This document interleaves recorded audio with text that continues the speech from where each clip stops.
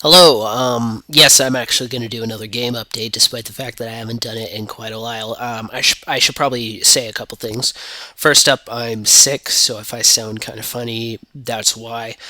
Secondly, I'm going to do more game updates, but it's going to be on a monthly basis. So this update is for July, and that goes for my Blu-ray updates. Thirdly, um,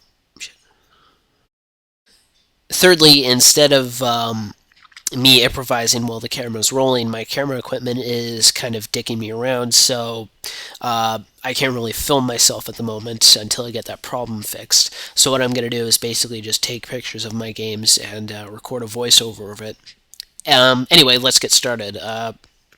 First game for June is Devil May Cry 1 for the PS2, directed by Hideki Kamiya. Excuse me if I'm not saying his name right. Um, this is a third person beat 'em up sort of game, one of the first of its kind, brought about games like No More Heroes and God of War. The actual case itself is not in very good condition. As you can see, there's a bunch of stickers and shit all over it. And if we look at the back, some of the plastic stuff is ripped off. The disc itself is in pretty good condition. Considering that the case looks like it was thrown down a mountain made of chainsaws. But if you look on the inside, I really do hate it when used games come without an instruction manual because I feel like I'm missing out on some of the game. An instruction manual usually contain instructions, artwork, maybe some notes from the creative team. But when you don't have it, it's just here you go, it's the game. But anyway, enough of my bitching. Devil May Cry is a fun game. I find the combat and control is nicely intuitive. Um, I sorry about that. I really like the sort of neo gothic tone and visuals and stuff like that it's going for. It's a fun game. I enjoy it quite a bit. Next up, we have is Devil May Cry 2. I saw this in the store for $7, and I thought, what the hell? It's in okay condition and actually comes with the instruction manual, which is always a plus. Um, Apparently, Devil May Cry 2 is the black sheep of the series. I'm only just new to the series, obviously. But yeah, I did a little bit of research and found out that this is when the director left the series, but I don't think that's what caused it to go wrong, considering that he didn't come back for Devil May Cry 3 or 4, and those are still considered to be good games. Obviously, I haven't played it. This is just speculation on my part. Once I get around to beating, I'm obviously playing Devil May Cry 1, but once I'm done that, I'll play this and see what people don't like about it. And I also have Devil May Cry 3, yes, the entire trilogy.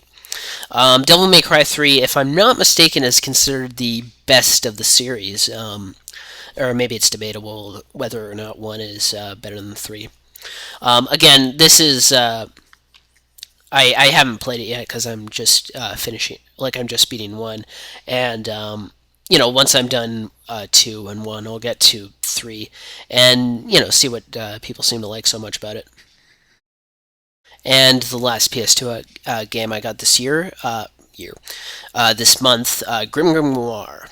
I mostly got this. This has been on my list for a little while, mostly because it's made by a team called Vanillaware, and you may know them from their PS2 RPG Odin Sphere. I know them from a Wii hack and slash RPG exploration thing called Muramasa the Demon Blade, which I really, really like. Um, they're known for their incredibly expressive visuals and really unique style. Even though I found the gameplay in Muramasa to be kind of thin, I'm kind of interested to see what they do here. Apparently, it's a 2D real time strategy game. I'm not sure how real time strategy can work in 2D, but whatever. I'll see once I get around to it.